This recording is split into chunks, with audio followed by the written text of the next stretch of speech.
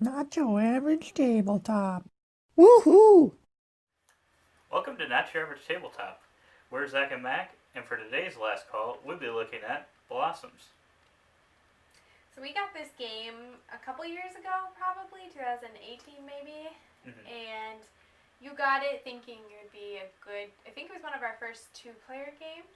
Yeah, I think so. I think we got it with a few other games when I was first starting to collect a few more games, and um, I just thought the push your luck and the set collection and it was kind of some mechanics that I liked in other games that I'd played. So I got it with a group of other games as well.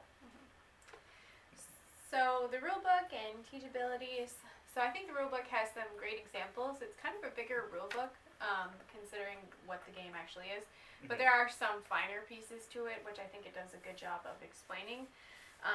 And I've actually taught this multiple times to, I think, different family members. And each time I feel like it's gone off pretty smoothly. There are maybe some finer details, but I'm normally just sitting at the table helping them make a move. It's probably a little difficult because some of the things have special powers. But once you get the hang of it, you're just going. Right. Yeah, I would agree. The rulebook does a pretty good job of explaining what you need to know for the game, and like you said, it's a simple enough game that it's easily taught. But yeah, I would say the hardest part is probably the special actions on the different plant pots. I think that's the part even I always seem to forget, and always have to ask you what each one does. Yeah. I mean, it comes back to me when she says it, kind of how it works and whatnot, but I always kind of forget what each one does. But the rules do a really good job of explaining that as well if you need to go back and look at that. But otherwise, I think it's a pretty easy game to teach, and the rules do a good job. Yeah, and one other thing I really like about the rule books is in this game, Blossoms, you're playing with, I think, 6 different flowers, and all 6 are on the back of the rule book telling you what the name are, kind of a little bit about the flower, because I don't know every variation of flower out there, and so it's fun to know what flower you're playing with. So. Mm-hmm. Yeah.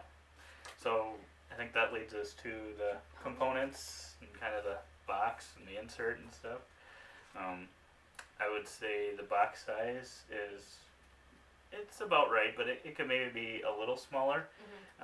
The insert inside it is cardboard, and it fits everything well, but it also shows that I think the box could be a little smaller and still fit everything in there nicely. But I would say overall the box it is smaller than the average ticket to ride size game, but it could be a little smaller. Agreed. I think the artwork throughout the game is beautiful on all of the components, whether you like the component or not.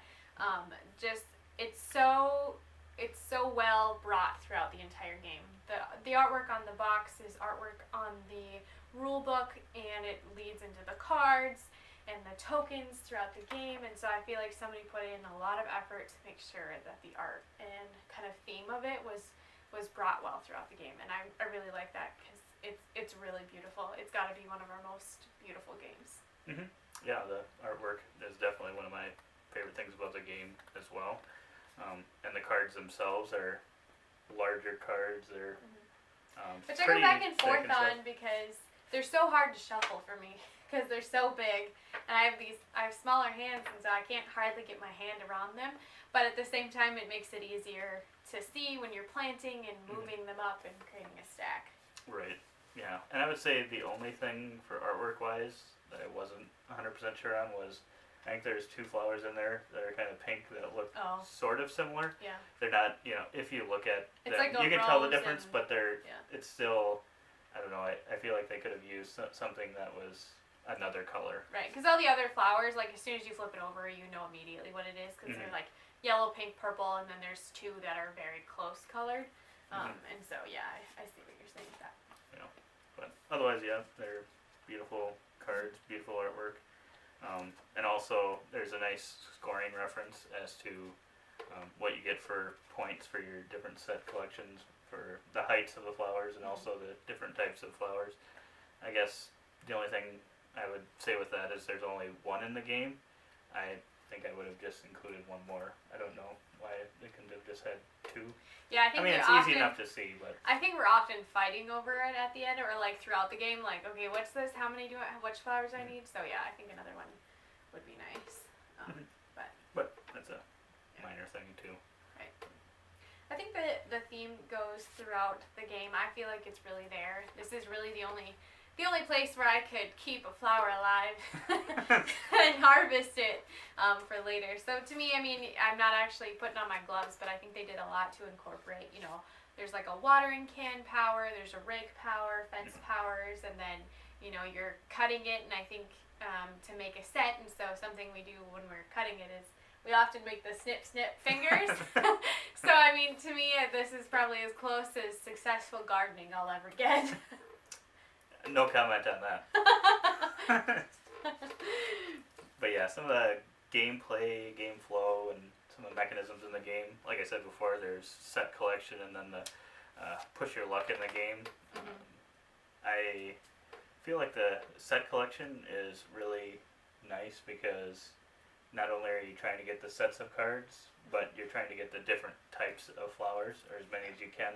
So even though like one set of flowers might have grown to be 4 or 5 high, you might already have a set of those type of flower, and therefore will be less likely to want to take it. Oh, but you're still gonna take it because you don't want your opponent to Right. get a set of 4. Right.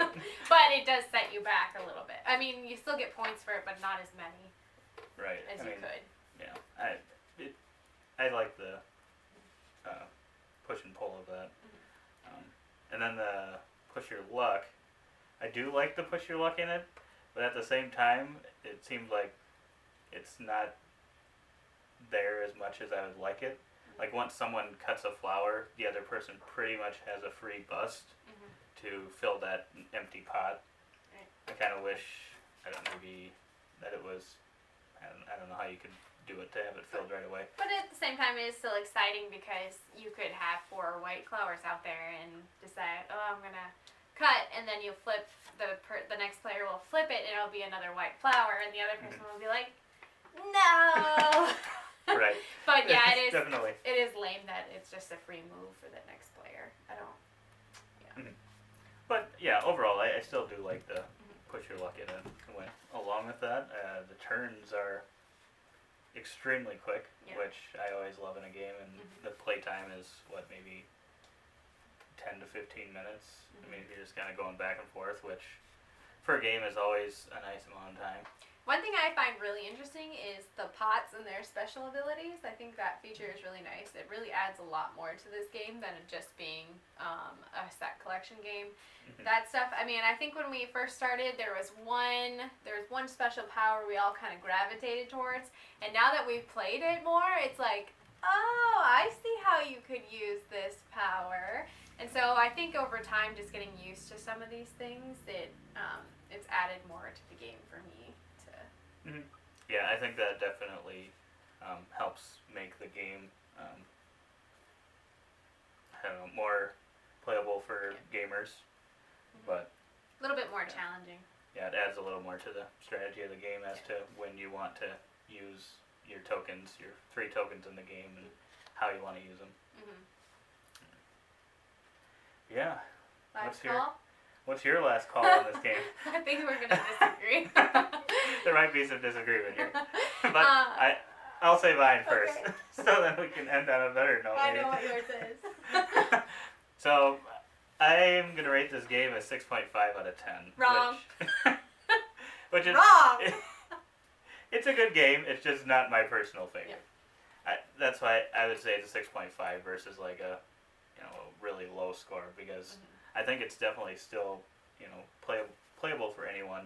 And then I really like the ability to flip those pots over and have there be no power, so then you can play with kids or maybe some of your elders that aren't really into the games. But it obviously takes away from the game a little more, but to have that ability to be able to share that with someone, especially if maybe they're really into gardening or flowers and stuff, where this could be a great game for to play with them. They'd really like the artwork and stuff. So I think it's still a good game, but just not my personal preference. Okay, well, just forget everything that I just said. I rate this game at a 9 out of 10. And that's really because it's so cute, it's so thematic, it's so quick, it's so easy. It's just totally replayable, I think. I mean, I maybe wouldn't play this game every day, but it's something easy that we can pull out, I think, when I just need a quick game, maybe something I could win at. The thing that holds me back is that if you're having a bad luck day, this game will not be for you. If you want proof of this, go watch our playthrough of this video because I almost literally never lose this game, and I lost the one time we play on camera. So just a disclaimer that is not normal, and if you see any frustration in that video, that is why.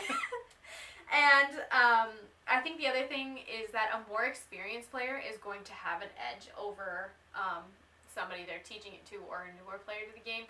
I could probably easily beat a new player at this game just because you know the flow so much better. So it's not evenly matched, I think, unless you're playing someone who has the same amount of plays or is just as good as you are. But I would also argue that, you know, with that push your luck mechanism in the game, a new player could have a chance, you know, based on maybe just luck of the cards. And it depends on the player too.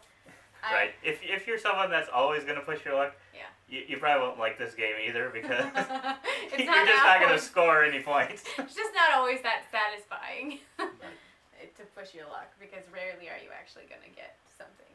Mm-hmm. So. But no, I would recommend this game for someone who likes. I guess I would recommend it for someone who likes flowers or wants an easier game, a 2-player game. Yeah. It sounds like you would recommend it for... Definitely. I mean, and I guess for us, I mean, we obviously, if you've watched any of our other videos, you'll see that Zach and I have a different gaming style. But the thing I like about this is that we can pull it out, and Zach and I normally are in pretty level playing field on this game. And so I think that just because we've played it so much together, and so... I think that's nice for me. It's just a quicker game that has some components of like the bigger games like Set Collection and Push Your Luck, but without having to play an hour and a half long game. Mm-hmm.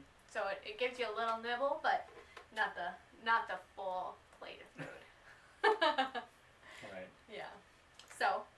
Yeah. So if you want to know more about Blossoms, definitely check out our other videos on it for, you know, a playthrough, a quick rules explanation, or even a really short overview of it. Mm-hmm. But otherwise, thanks for watching. Have a great day. See ya.